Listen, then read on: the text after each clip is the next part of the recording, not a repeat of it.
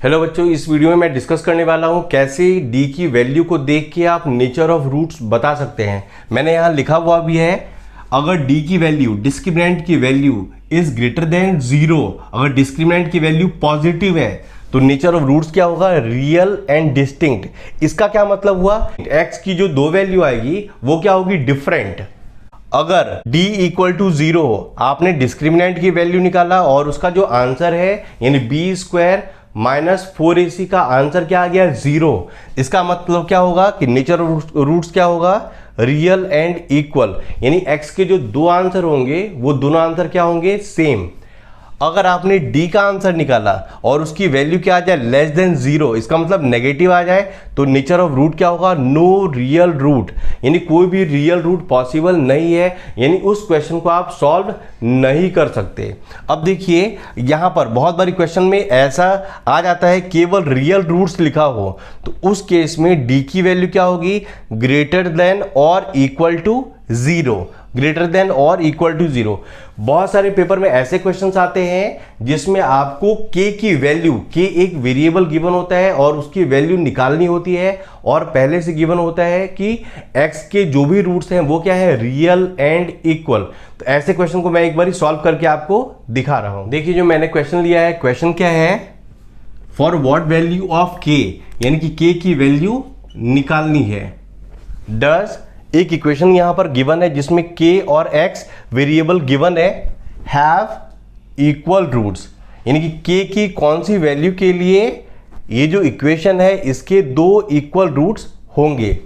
अब देखिए ये जो हमारा इक्वेशन है इसमें a क्या होगा, a की वैल्यू क्या होगी, k माइनस 12, तो b क्या होगा, x का जो कॉफिशिएंट है उसको हम क्या बोलते हैं, b, तो 2k माइनस 12, और c की वैल्यू क्या हो जाएगी, तो 2, c की वैल्यू क्या हो जाएगी, 2। अब देखिए इसको आप सॉल्व कैसे करेंगे, तो आप क्या लिखेंगे, the given equation has two equal roots only if d equal to 0।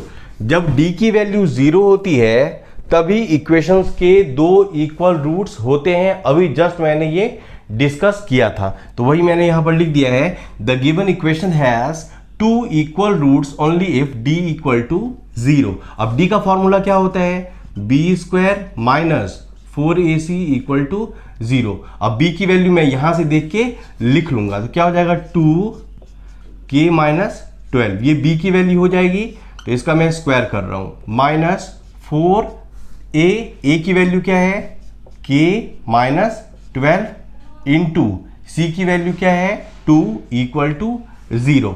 अब मैं इसका स्क्वायर कर रहा हूं तो क्या हो जाएगा, 2 2 जा 4, k माइनस 12 का स्क्वायर, माइनस 4 2 जा 8, k माइनस 12 इक्वल टू 0। अब यहां ध्यान देना पड़ेगा कि इसमें और इसमें कौन से ऐसे टर्म्स हैं जो कॉमन है, तो ये 4 और 8 में क्या आ जाएगा, 4 कॉमन आ जाएगा, और k माइनस 12 का स्क्वायर और k माइनस 12 इसमें क्या कॉमन आएगा, तो k माइनस 12। अब देखिए यहाँ पर k माइनस 12 का स्क्वायर, एक मैंने k माइनस 12 यहाँ ले लिया तो एक क्या हो जाएगा, एक आ जाएगा अंदर, और इसमें क्या हो जाएगा, 4 के टेबल में 8 कितना जा में आता है, 2 जा में, तो 4 2 जा 8।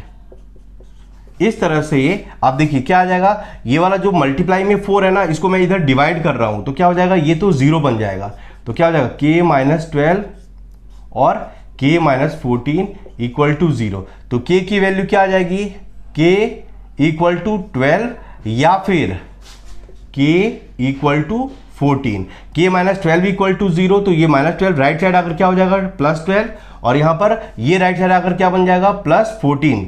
अब देखिए ये वाली जो वैल्यू है ना ये रिजेक्टेड हो जाएगी, क्यों, अगर k के बदले यहाँ पर मैं 12 पुट करूंगा ना तो क्वाड्रेटिक इक्वेशन बनेगा ही नहीं। अगर यहाँ पर मैं k के बदले 12 पुट करूंगा तो क्वाड्रेटिक इक्वेशन बनेगा ही नहीं। इस कारण से ये वाली जो वैल्यू है ये क्या हो जाएगी, रिजेक्टेड। तो फाइनली आपका k का आंसर क्या आ जाएगा, 14। तो आपका आंसर क्या हो गया, k इक्वल टू 14। उम्मीद है मेरी बहुत छोटी सी वीडियो आपको बहुत अच्छी लगी होगी। जो भी मैं क्वेश्चन डिस्कस कर रहा हूँ ये पहले बोर्ड में आ चुके हैं। तो ये आप ध्यान से देखिए, ऐसे ऐसे वीडियोस मैं बहुत ज़्यादा आपके लिए लेकर आने वाला हूं। तो अगर आप न्यू व्यूअर हैं तो जरूर मेरे चैनल को सब्सक्राइब करें।